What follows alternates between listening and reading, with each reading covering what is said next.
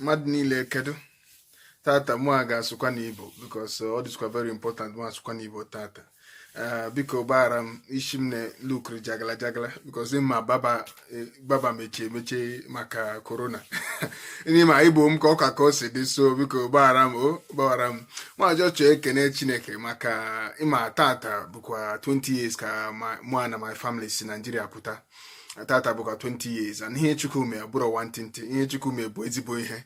So mụ ajọ chọọ ichi aka n'elu just na-ekene Chukwu n'ima just na-ekene Chukwu, ekele dị Chukwu. Even mụ a si n'ebe a also jee na America mee akwụkwọ m, Chukwu nye m ezigbo aka, mụ a smash mụ a pụta bịa na UK na-eme ihe mụ a na-eme. So mụ ajọ chọọ ekene Chukwu, ihe a bụ Thankful Thursday, mụ ajọ na-ekene Chukwu na-ekene ya. O biko